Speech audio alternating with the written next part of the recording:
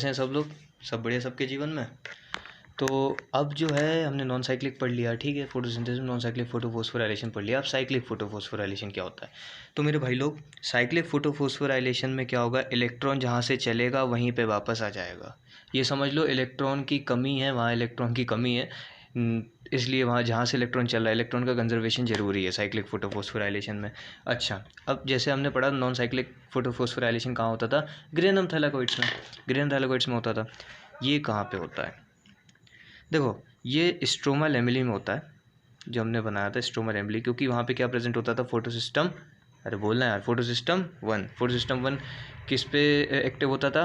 Wavelength पे, 700 nanometre की wavelength पे वो एक्टिव हो जाता था, ठीक है। तो ये स्ट्रोमा लैमेली में होती है, स्ट्रोमा लैमेली में होती है। अच्छा, अगर कोई पूछे कि क्या ये साइक्लिक फोटोफॉस्फोराइलेशन हमारी थैलाकोइड्स में भी हो सकती है? हाँ, हो सकती है, क्यों नहीं हो सकती यार।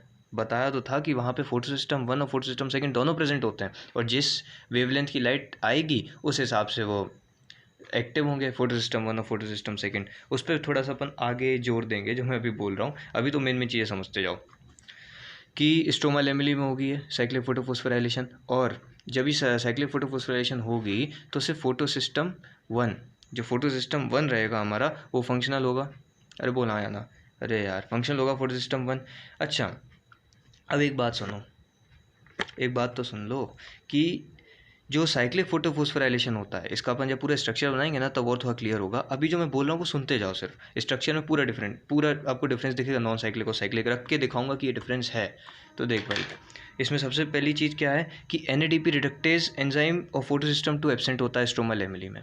स्ट्रोमा लैमेली में photosystem one, photosystem second absent होता है, और साथ ही साथ क्या, जो NADP रिडक्टेज ये एंजाइम होता है, NADP reductase is also absent. अच्छा, तो इस हिसाब से तो भैया NADPH2 बनेगा ही नहीं, नहीं बनेगा, सच्ची बात है। NADPH2 नहीं बनेगा तो सिर्फ यहाँ पे क्या बनेगी? ATP। तो डिफरेंस एक समझ में आ गया साइक्लिक और नॉन साइक्लिक के बीच में, कि वहाँ पे क्या होता था नॉन साइक्लिक में? NADPH2 भी था हमारे पास इन अ फॉर्म ऑफ एनर्जी, वहाँ पे हाइड्रोलाइसिस भी होता था, photolysis, basically photolysis of water. वहाँ पे ऑक्सीजन भी निकलती थी, यहाँ ऑक्सीजन नहीं निकलेगी, यहाँ फोटोसिस्टम सेकंड एब्सेंट होगा, वहाँ पे फोटोसिस्टम सेकंड भी प्रेजेंट था, और वहाँ ATP भी बनती थी, यहाँ सिर्फ ATP ही बनेगी। साइक्लिक फोटोफॉस्फोराइलेशन में जो प्रोडक्ट होगा वो ओनली ATP, मतलब सिर्फ ATP बनेगी। तो ज़्यादा खास चीज़ नहीं है, लेकिन है तो खास, तभी तो पढ़ना है। अब जैसे नोट डाल लो, नोट डालना, ये नोट डालना, ये भूल जाते हैं हम लोग। कितने का है भाई साहब? 10 का, 100 का नोट? अरे नोट डालना है कि हम भूले ना। अरे यार तुम भी यार। देखो, साइक्लिक, जो साइक्लिक फोटो फोस्फोराइलेशन है, ये ऑकर हो सकती है ग्रेना में। मैंने स्टार्टिंग बोला था जो आपको, अब अपन उसको थोड़ा डिटेल में लेते हैं। ग्रेना थैलाकोइड्स में भी हो सकती है, ग्रेना थैलाकोइड्स, क्योंकि मैंने वहाँ बताया था कि वहाँ फोटोसिस्टम सेकेंड और फोटोसिस्टम वन दोनों प्रेजेंट होते थे। अरे बोल हाँ या ना, मैंने बताया था जब अपन ने स्ट्रक्चर बनाया था फॉर नॉन साइक्लिक फोटोफॉस्फोराइलेशन में, तो ग्रेना में जो आउटर मोस्ट सरफेस थी, जहाँ पे इंटेंसिटी ज़्यादा पड़ रही थी, वहाँ फोटोसिस्टम वन था, और जहाँ पे अंदर की तरफ थोड़े डार्क में थे वहाँ फोटोसिस्टम सेकेंड था। तो cyclic photophosphorylation also occurs in grana thylakoid. इसके लिए दो कंडीशन कह लो। क्या क्या? पहली कंडीशन है कि जो लाइट की इंटेंसिटी है या फिर वेवलेंथ है, wavelength, light longer than 680 nanometre, 680 nanometre light, अगर लाइट की जो वेवलेंथ है 680 नैनोमीटर, अब इसको आर्मस्ट्रॉन्ग में भी अपन कन्वर्ट कर सकते हैं 10⁻⁹ लगा के, वो मत कंफ्यूज होना उसमें। तो क्या, अगर 680 नैनोमीटर से ज़्यादा अगर लाइट हमें अवेलेबल है तो ग्रेना थैलाकोइड्स में भी साइक्लिक फोटोफॉस्फोराइलेशन हो सकता है। और दूसरा, जो NADP प्लस है वो हमें अवेलेबल नहीं होगा, अवेलेबल नहीं होगा। अच्छा, तो NADP प्लस अवेलेबल, मैं इससे क्या कहना चाहता हूँ कि NADP प्लस अवेलेबल नहीं होगा तो एनर्जी थोड़ी सी कम बनेगी। कितनी? सिर्फ ATP ही बनेगी। अच्छा, ATP बनेगी, ठीक है। तो NCERT में अगर आप लोग पढ़ोगे ना, उसने लिखा है ऑक्सीडेशन पोटेंशियल, रिडक्शन पोटेंशियल, कुछ नहीं, समझो मेरी बात को, समझते जाओ। ऑक्सीडेशन पोटेंशियल इलेक्ट्रॉन देने की पावर, नहीं समझे? क्योंकि अभी जब आप लोग अगर एनसीईआरटी पढ़ चुके हो तो उसमें एक जेड स्कीम करके है, वो मैं आखिरी में लूँगा, टेंशन मत लेना। उसमें वो बोलता है कि टेंडेंसी या फिर कैपेसिटी टू लूज इलेक्ट्रॉन या फिर रिलीज इलेक्ट्रॉन, इसको हम बोलते हैं ऑक्सीडेशन। अरे ऑक्सीडेशन में क्या होता है ये बताओ तुम तो। ऑक्सीडेशन में क्या होता है? लॉस ऑफ इलेक्ट्रॉन, ठीक है। और पोटेंशियल लगा दिया तो कितनी ताकत से वो इलेक्ट्रॉन दे रहा है, कितनी जल्दी दे रहा है, तो वो क्या हो जाएगा? Oxidation potential. ऑक्सीडेशन क्या होता है? Loss of electron. और रिडक्शन क्या होता है? Gain of electron. तो रिडक्शन पोटेंशियल क्या हो जाएगा? कितनी जल्दी वो इलेक्ट्रॉन ले रहा है, कितनी पावर से ले रहा है, तो इसको क्या बोल देंगे? Reduction potential. अरे बोल आया ना, नहीं चमका लग रहा मुझे। चमका हो तो बहुत मज़ा आएगा। अब नॉन साइक्लिक का अगर मैं स्ट्रक्चर बनाता हूँ फिर आपको दिखाता हूँ।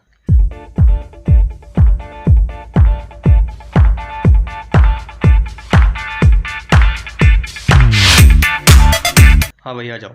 तो हम लोग यहाँ पे साइक्लिक फोटोफॉस्फोराइलेशन पढ़ रहे थे, तो स्ट्रोमा लैमेली का मैंने एक स्ट्रक्चर बनाया जहाँ पे फोटो सिस्टम 1 प्रेजेंट होता है। भैया ये क्लोरोप्लास्ट की बात चल रही है, जहाँ पे क्या हो रहा है? ये फोस्फोराइलेशन। कोई पूछना मत ये कहाँ का स्ट्रक्चर बना दिया। तो क्लोरोप्लास्ट के हम अंदर गए, अंदर हमने क्या देखा? स्ट्रोमा लैमेली को। ग्रेन थैलेकोइड्स में तो हमने देख लिया था नॉन साइक्लिक फोटोफॉस्फोराइलेशन हो रही थी।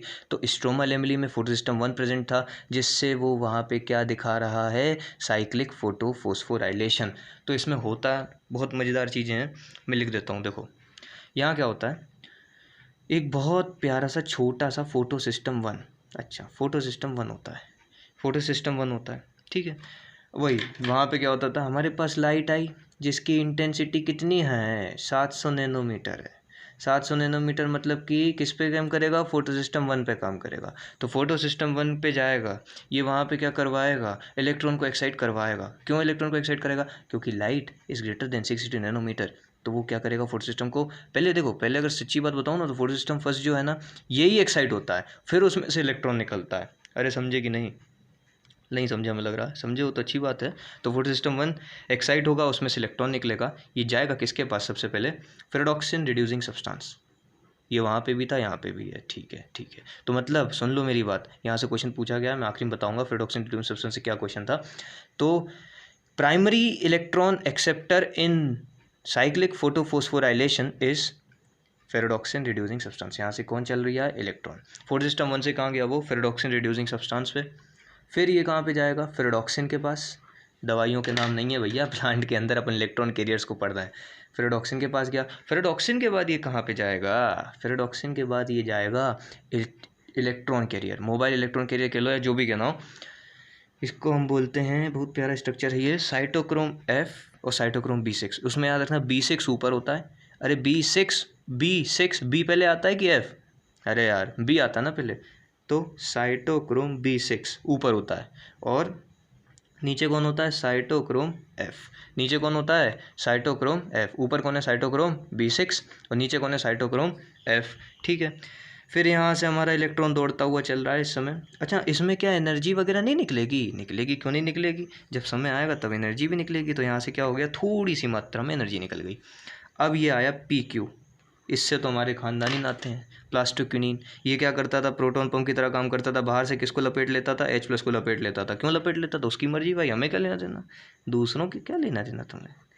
अरे वो H+ देगा कहाँ? ल्यूमेन में। ल्यूमेन ज़रूरी है किसके लिए? ATP के सिंथेसिस के लिए ना। तो PQ पकड़ेगा H को और बन जाएगा PQH2, और अंदर किसको डाल देगा? जो ये H+ पकड़ के लाया। बोलो हाँ या ना? अरे डालेगा ना भाई, डाल देगा। अब ये इलेक्ट्रॉन बहुत नज़ाकत भरे तरीके से साइटोक्रोम F के पास जाएगा। साइटोक्रोम F से ये जाएगा फाइकोसाइनिन, जो बीच में हमेशा लपेट लेता था, और ये इलेक्ट्रॉन किसके पास आ जाएगा? फोटो सिस्टम फर्स्ट के पास। तो क्या यहाँ पे इलेक्ट्रॉन क्या लॉस हुआ? बोल हाँ या ना? नहीं हुआ। तो इलेक्ट्रॉन जहाँ से चला था वहीं आ गया। तो पहली चीज़ मैंने क्लियर कर दी। दूसरी चीज़, प्रोटॉन पंप है भैया PQ, हाउ? तो PQH2 में चेंज होगा, H+ की कंसंट्रेशन कहाँ बढ़ाएगा? ल्यूमेन में। और जैसे ही H+ की कंसंट्रेशन बढ़ती जाएगी, ये हमारी कौन सी थी? F0, ये हमारी कौन सी थी? F1। और यहाँ क्या होता था? ATPase एंजाइम होता था। और जैसे ही यहाँ से H+ की कंसंट्रेशन बढ़ेगी, कन्फर्मेशनल मूवमेंट, कन्फर्मेशन NCERT में लिखा हुआ है, अरे समझ लो, मुंडी खिसकेगी F1 की। जैसे ही मुंडी खिसकेगी, यहाँ पे बैठा होगा ADP+ इनऑर्गेनिक फॉस्फेट, वो किस में कन्वर्ट हो जाएगा? उतनी ही स्पीड में ATP में। तो हमें ATP तो मिल गई, एनर्जी मिली, ठीक है। यहाँ कौन निकला होगा? H+। हमें क्या मिल गया? ATP मिल गई। अरे बोल हाँ या ना? ADP+ फॉस्फेट से क्या मिल गई? ATP मिल गई। H+ जैसे ही ल्यूमन में H+ बढ़ा, H प्लस का कंसंट्रेशन बढ़ा तो ADP प्लस इनऑर्गेनिक फॉस्फेट से ATP मिल गई। तो मेरी एक बात सुनना ध्यान से, क्या हमें इसमें कम एनर्जी मिली होगी या ज़्यादा एनर्जी मिली होगी as compare to non cyclic? कम मिली होगी, सच्ची बात है। क्यों कम मिली होगी? क्योंकि साइक्लिक फोटोफॉस्फोराइलेशन में सिर्फ ATP ही बन रही है। यहाँ क्या NADH2 है? अरे बोलो ना, देखो जरा तनिक तने इते NADH2 दिख रहा कहीं? नहीं दिख रहा ना, तो ATP ही बन रहा है ना। तो एनर्जी जो बन रही है वो कम बन रही है नॉन साइक्लिक साइक्लिक फोटोफॉस्फोराइलेशन में as compare to non cyclic photophosphorylation. ठीक है, अब ये बात तो क्लियर हो गई। अगर मैं डिफ़र करूँ नॉन साइक्लिक को साइक्लिक से, आप लोग ही करना, मैं नहीं करूँगा। आपने पढ़ा है पूरा तो भैया करेंगे आप ही लोग। तो देख छोटे, सबसे पहली बात, यहाँ तने ऑक्सीजन इवॉल्विंग सेंटर दिखा क्या? नहीं दिखा। तो क्या ऑक्सीजन निकलेगी? नहीं निकलेगी। क्या H प्लस यहाँ पे H प्लस की कंसंट्रेशन कोई और बढ़ाएगा? नहीं बढ़ाएगा। सिर्फ कौन बढ़ाएगा? प्लास्टिक्विनीन। ठीक है, ऑक्सीजन इवॉल्विंग सेंटर नहीं है। दूसरी चीज़, क्या तने यहाँ NADPH2 दिखा जिससे एनर्जी बनती थी? कहीं दिखी? पूरी साइकिल में नहीं दिखी। और ATP है सिर्फ, जो क्या बना रही है? अच्छा, मैंने यहाँ पे आपको बताया था फेरोडॉक्सिन रिड्यूसिंग सब्सटेंस। इससे एक क्वेश्चन आया, मतलब आया हुआ है और पूछ भी लेते हैं वो लोग, कि जो प्राइमरी इलेक्ट्रॉन एक्सेप्टर होता है फोटोसिस्टम 1 का, वो तो सबको पता रहता है फेरोडॉक्सिन रिड्यूसिंग सब्सटेंस होता है। लेकिन वो क्वेश्चन में ये थोड़ी ना देता है कि फेरोडॉक्सिन रिड्यूसिंग सब्सटेंस, वो 4 ऑप्शन दे देगा और बोलेगा it is an iron sulphur protein, it is an copper sulphur protein, it is an electron carrier, it is an non electron carrier, it is mobile electron carrier. वो ऐसे option देगा। तो याद रखना, फेरोडॉक्सिन रिड्यूसिंग सब्सटेंस जो primary electron acceptor होता है photosystem 1 का इन cyclic photophosphorylation is an iron sulphur protein. ये क्वेश्चन आया हुआ है, ढूंढो और मुझे बताओ कौन से साल में आया हुआ है ये question. An iron sulphur protein. तो फेरोडॉक्सिन रिड्यूसिंग सब्सटेंस कैसा है? एक आयरन सल्फर प्रोटीन है। अच्छा, आयरन और सल्फर तो समझ में भी आता है। F से समझ लो आयरन होगा, S से समझ लो सल्फर है, और प्रोटीन R से प्रोटीन। अरे यहाँ की ना यार, नहीं चमक रहा लगा हमें। तो ये तो हमारा क्या था? Cyclic photophosphorylation. और ये कैसे डिफ़र कर रहा था नॉन साइक्लिक से, वो भी हो गया। अब NCERT में एक लुच्ची सी चीज़ में लुच्ची से कह लो या फिर छोटी सी चीज़ में उसने एक और कॉन्सेप्ट घुसाया है। उसने बोला कि आप हमें Z स्कीम बताओ। क्या बताओ? Z scheme. अच्छा देख मेरे भाई, बिल्कुल कंफ्यूज नहीं होना, सीधा सिंपल तने में बताऊं। Z स्कीम में फंसना मत। लेकिन Z स्कीम में क्या होता है, देखो, यदि हम हाई एनर्जी से लो एनर्जी में जाते हैं, अच्छा हम जा रहे हैं या फिर इलेक्ट्रॉन जा रहा है? भैया बातों को समझो, भावनाओं पे मत जाओ। तो हाई एनर्जी से यदि लो एनर्जी कोई भी इलेक्ट्रॉन जा रहा है, लिख दिया हुआ इलेक्ट्रॉन जा रहा है, तो देख मेरे भाई, एनर्जी मैंने वहाँ रिलीज़ करी थी, वो उसका भी कारण था, अभी बताएंगे ना हम आपको पूरा डिटेल में। एनर्जी तो रिलीज़ होगी और इस प्रोसेस को हम लोग क्या बोलेंगे? Down hill process. अच्छा, फोटोसिंथेसिस डाउन हिल भी होती है और अप हिल भी होती है। NCERT की लाइन देखना तो मिलेगी। तो हाई एनर्जी से हम लो एनर्जी अगर जाते हैं तो इसको हम क्या बोलते हैं? Down hill. और यदि कोई इलेक्ट्रॉन एनर्जी को एब्जॉर्ब कर रहा हो, एब्जॉर्ब कर रहा हो और लो एनर्जी से हाई एनर्जी जा रहा हो, तो इसको हम क्या बोलते हैं? Up hill process. इस Z स्कीम पूरी इसी पे बेस है। और Z स्कीम कोई नई चीज़ नहीं है, नहीं तो अरे Z स्कीम क्या है? कुछ नहीं है, वही है जो अपन ने पढ़ा अभी तक नॉन साइक्लिक फोटोफॉस्फोराइलेशन में, वही है। कोई दिक्कत वाली बात नहीं है, एकदम शांति से सुनते जाओ। मैं स्ट्रक्चर बना देता हूँ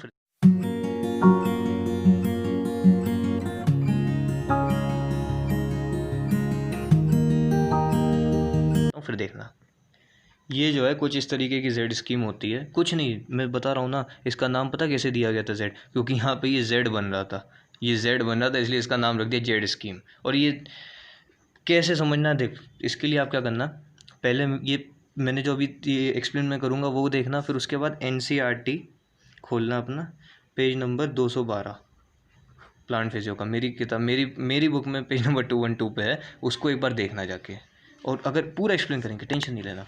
नॉन साइक्लिक फोटोफॉस्फोराइलेशन आपके फिंगर पे होनी चाहिए, उसके लिए मैंने लेक्चर बनाया, अगर देख लेना, अगर ना आती हो तो। फोटो सिस्टम सेकेंड है, ठीक है। इस पर 680 नैनोमीटर की वेवलेंथ आती थी, जिससे वो जो फोटो सिस्टम सेकेंड था वो एक्साइटेड होगा, किसमें? Photo system second excited state. ये प्लस स्टार जो बना है वो एक्साइटेड स्टेट है। ये कौन सी स्टेट है? Excited state. किस में जाएगा, एक्साइटेड स्टेट में चला गया। फिर प्राइमरी इलेक्ट्रॉन एक्सेप्टर फेओफाइटिन, फिर पीक्यू क्या काम करता था, बाहर से H+ को लपेटता था और अंदर ल्यूमेन में डालता था, बोल हाँ या ना, PQH2, ठीक है। फिर cytochrome B6 and cytochrome F, ये क्या होते थे, इलेक्ट्रॉन कैरियर्स। फिर फाइकोसाइनिन। अब मेरी बात सुन, जब ये इसने एक मतलब वेवलेंथ को पकड़ा 680 नैनोमीटर वाली को फोटो सिस्टम सेकेंड ने, और एक्साइटेड स्टेट में गया, इसको हम बोलते हैं अप हिल। इसको हम क्या बोलते हैं, अप हिल, बोल हाँ या ना। और जब photo system second excited state से धीरे धीरे इलेक्ट्रॉन्स को ट्रांसफ़र करते हुए एनर्जी को रिलीज़ कर रहा था, तो इसको हम क्या बोलते हैं, बोल हाँ या ना, down hill process, down hill process, ठीक है। अब ये भैया फोटो सिस्टम 1 तक तो पहुंच गया। फोटो सिस्टम 1 भी यूटिलाइज करेगा एनर्जी कहाँ से, 700 नैनोमीटर वाली वेवलेंथ से। 700 नैनोमीटर वाली वेवलेंथ की जो लाइट आ रही है उससे एनर्जी को पकड़ेगा, इलेक्ट्रॉन को फिर करेगा, इलेक्ट्रॉन को मतलब ट्रांसपोर्ट करेगा। तो यहाँ से जब ये फोटो सिस्टम 1 से फोटो सिस्टम 1 एक्साइटेड स्टेट में जाएगा, तब उतनी प्रोसेस को हम क्या बोलते हैं, अपहिल। और फिर जब ये फिर रिडक्शन तक जाएगा, तब हम क्या बोल देंगे इसको, डाउनहिल। अरे बोल हाँ या ना, चमका कि नहीं चमका, थोड़ा बहुत तो चमका होगा।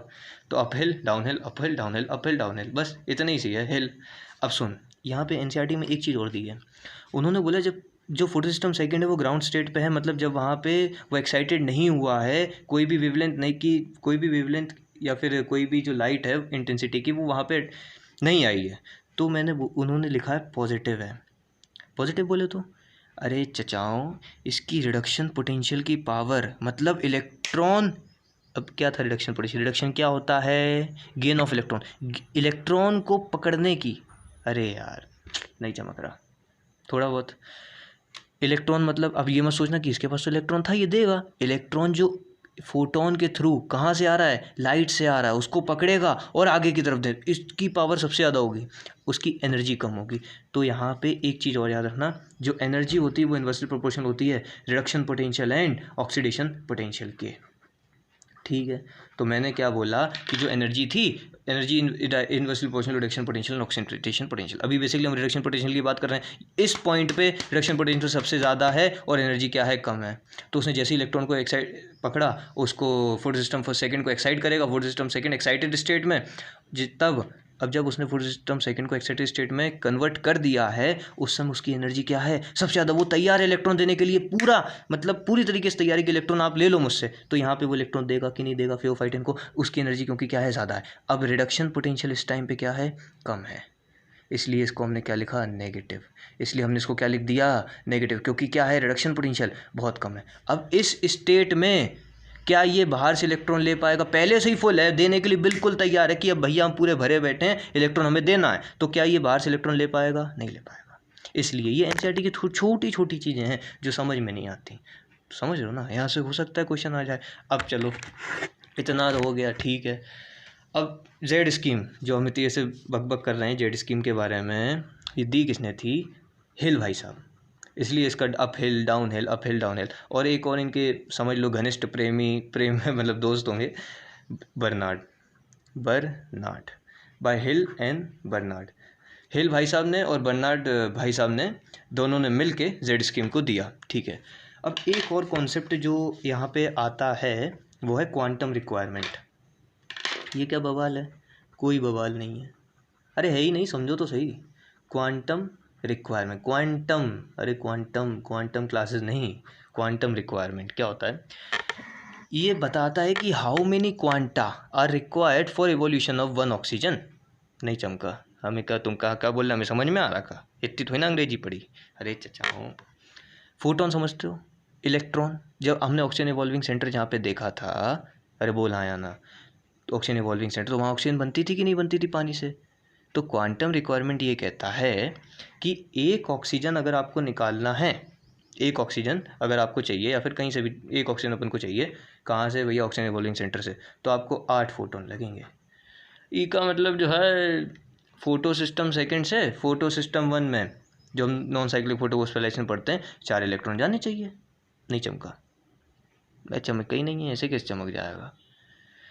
देखो मैं बोल रहा हूँ, मैं सिंपल सी बोल रहा हूँ, मुझे 8 फोटोन लगेंगे, एक ऑक्सीजन निकालने के लिए, जो मैंने ऊपर लिखा वही मैंने यहाँ लिखा है, 8 फोटोन लगेंगे एक ऑक्सीजन निकालने के लिए। एक ऑक्सीजन निकालनी है तो 8 फोटोन लगेंगे, ठीक है। तो एक फोटोन कितनी ऑक्सीजन निकाल रहा होगा, 1/8 ऑक्सीजन। हाँ ठीक है, तो 12.5% हो गया कि नहीं हो गया? अरे बोल हाँ या ना। 12.5%, मतलब एक बार पूरी नॉन साइक्लिक फोटोफोस्फोराइलेशन जब होगी, अरे बोल, जब एक बार नॉन साइक्लिक फोटोफोस्फोराइलेशन होगी तो 12.5% ऑक्सीजन इवॉल्व होगी। इसको 100 करने के लिए क्या करोगी? अरे यार, थोड़ी तो गणित पढ़े हुई बे कि नहीं ना पढ़े हैं? पढ़े हो कि नहीं पढ़े हो?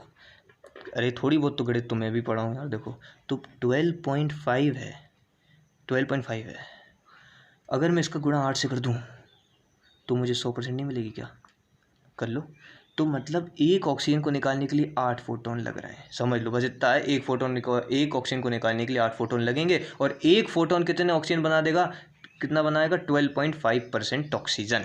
ये हमारी पूरी जेड स्कीम हो गई, साइक्लिक फोटोफोस्फोराइलेशन हो गया। इसके बाद जो चीज़ आएगी, अब हमने बना लिया एटीपी। अरे बनाया कि नहीं बनाया? अब एटीपी को हम खर्च करेंगे, किसको काय खर्च करना है बे? अबे ग्लूकोज को तोड़ने के लिए एनर्जी बनाएंगे ना बे, इसलिए। तो एटीपी बन गई, अब हम इसको ग्लूकोज को तोड़ेंगे। कैसे तोड़ेंगे वो हम आगे देखेंगे, जब हम C3 C4 पाथवे पढ़ेंगे बहुत मज़ेदार तरीके से। चलो, और बस पढ़ाई करते रहो। ऑल द वेरी बेस्ट भाई। ये देखो यार, हमारे अलग सर जी का है, कोई इस पर कॉपीराइट मत मार देना कि अरे अलग सर जी को क्यों, मैं भी उनका स्टूडेंट हूँ यार, मैं भी पढ़ता हूँ उन्हीं से।